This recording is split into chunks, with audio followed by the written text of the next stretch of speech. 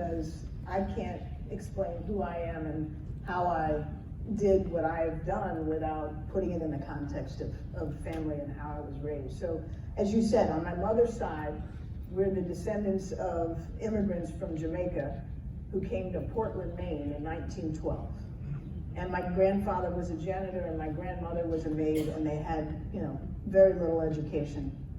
But they came here with that classic immigrant spirit of wanting to do better for their children. They managed to send all 5 of their children to college, 2 doctors, 1 university president, 1 optometrist, and my mother, who was the youngest, who sat on 11 corporate boards. I came by it legitimately. That's what I was taught about. Yeah. Well, when you think about switching to sort of running this national security apparatus, I think close to $700 billion, and what is a day, if there's a typical day, what is a typical day? Because I don't think we have the insight in terms of what the job actually is. We know it's really, really important, especially today, which I want to get back to. But what was your day for? So I'm going to tell you what my typical day was like as a normal national security advisor. I don't know what it's like now. And to be honest, one of the many things I want to share with this book is to remind the American people what is normal in national security policy makers and decision makers, because we can't afford to forget that. And, not just in the Obama administration, but in Democratic and Republican administrations going back to 1947 when the National Security Act was passed, we've had a process and a thoughtful, reasoned way of making important decisions that serves us well. Doesn't mean every administration got every decision right. Obviously, all of us made mistakes.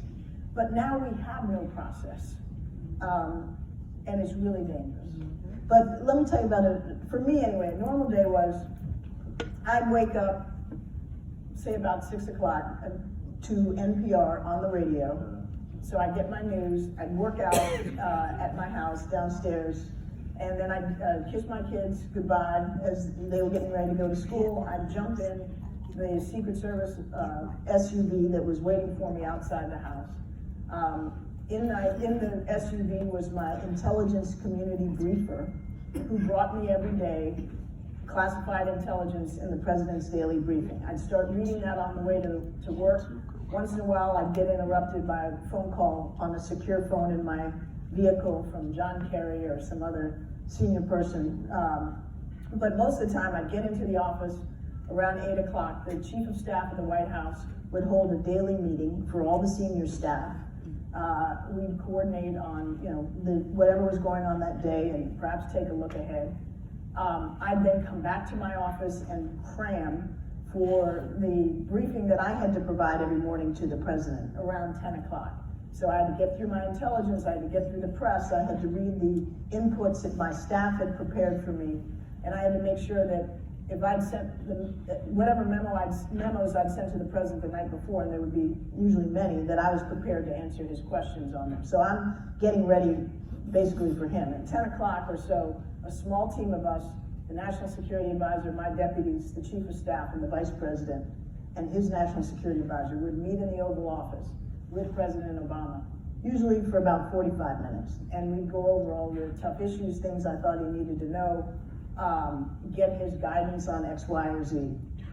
And then I'd go about my day. And my day after that could be internal meetings with my senior team about a change in 2020.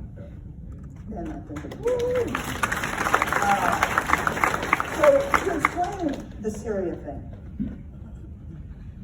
the United States, under President Obama, in 2014, responded to the resurgence of a major terrorist threat in Iraq and Syria, known as ISIS. It was kind of an Al-Qaeda 2.0, by deploying small numbers of U.S. military personnel. When I say small numbers, I mean in Syria, several hundred, in Iraq, just a few thousand, to train and equip and support local forces to fight ISIS. We did it that way because we learned from the ground wars in Iraq and Afghanistan, which were so costly and lengthy, that there's a smarter, more economical way for us to fight terrorists that need to be fought. It doesn't necessarily have to involve putting American troops directly in harm's way in a ground battle, as we had to do, for example, in Iraq at Fallujah. So by working with these partners, and in Syria, the partners that were most capable and most willing to fight were the Kurds. And they were Kurds who conjoined with Arab forces. And some 10,000 of them died fighting for us against ISIS. And they did that because they believed that the United States would stand with them against external threats. And the biggest external threat to the Kurds are the Turks. And the Turks view the Kurds as terrorists. The Kurds view the Turks as, aggressors. And yes, we are NATO allies with Turkey, but frankly, Turkey in the last 5 to 10 years has really proved its unreliability. They didn't fight ISIS. They didn't close their border to prevent ISIS fighters from flowing through Turkey into Syria. They've gotten very close to Russia and won't cooperate with us on the kinds of air defense systems that we need to. So I could go on, they're abusing human rights and all kinds of stuff. So Turkey is a very problematic ally, though it is an ally, and does do some valuable things, like allow us to base our airplanes at a major base called Incirlik. But we abandoned the Kurds because Donald Trump woke up on the wrong side of the bed and made that choice unilaterally without consulting any of his senior team, without consulting our allies, without consulting Congress. And it came after a phone call he had with President Erdogan of Turkey, which, to be honest, after what we've learned about Ukraine and his call on China to interfere in our elections and his desperate hunger for transactions that benefit him personally, politically, or perhaps financially, I can't help but wonder what he thought he was promised by Erdogan that made him do something so dangerous as to sell out the Kurds. So the consequences of this are we basically told these Kurds that we don't care if they get slaughtered. And we literally refused yesterday to provide them air cover when the Turks were bombing them. We've said that basically to every other ally that we have around the world, don't count on us because basically we could wake up and decide we can't be bothered tomorrow. How dangerous is that? But the worst part of this is that the Kurds were containing the ISIS threat on the ground in Syria. And they were guarding over 10,000 really dangerous ISIS terrorists in prison. Now that the Kurds have to defend themselves against the Turks, who's going to guard those ISIS prisoners?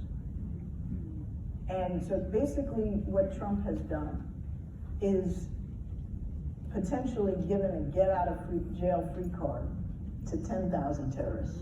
In my experience, I feel like I've almost always been one of the few, or the only. Going back to growing up here in Washington, D.C., and having the great good fortune, but also the challenge of attending predominantly white private schools. And again, the way I've dealt with it, and I realize it's different for everybody, and that certainly my experience came from one of the blessings of having my parents with their experience and their support. But the way I've dealt with it is sort of to take what my father taught me, and my mother too, and my father is quoted in the book as saying that he discovered sometime after Tuskegee, sometime after he got established professionally, that the only way for him as a minority and a standard bearer in his field of economics that he could manage psychologically, because in his view it was all about what's in your head, was to decide that, literally his quote is, if my being black is going to be a problem, it's not going to be a problem for me. It's going to be a problem for somebody else. Because he understood that we can waste well, I shouldn't say waste, but expend so much psychological and emotional energy on trying to parry what other people are thinking of us. Trying to figure out, how do I deal with the fact that I think this guy thinks I'm not as good? That is debilitating. It saps your mental capacity and it leaves you with less to compete and do your best. So what he tried to teach me and what I've tried to learn, and it's like a martial art. It's a psychological jujitsu, which is that prejudice is not going to be my problem. It comes from somebody else's insecurity in the first place. So why should I let their insecurity become mine? Why should I let myself doubt myself when I know what I can do? I'm not good at everything. I'm not, I know where I'm strong, I know where I'm weak, but I know myself. And he taught us, and my mom taught us to believe in ourselves and not to let the bigot get in your head and keep you from doing your best. So again, I know how hard it is, but it is a form of psychological jujitsu, and it has served me well. The short answer is, honestly, Gene, I don't know. I feel I've been incredibly blessed to serve at the top of my field, to serve my country that I love under 2 presidents, and serving, especially most recently with President Obama. It's hard to beat that. Sometimes you gotta quit while you're ahead.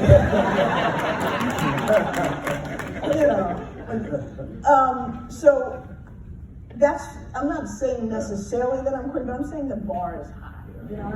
I've been very fortunate to, as I said, to see how it's supposed to be done and to be able to be part of that.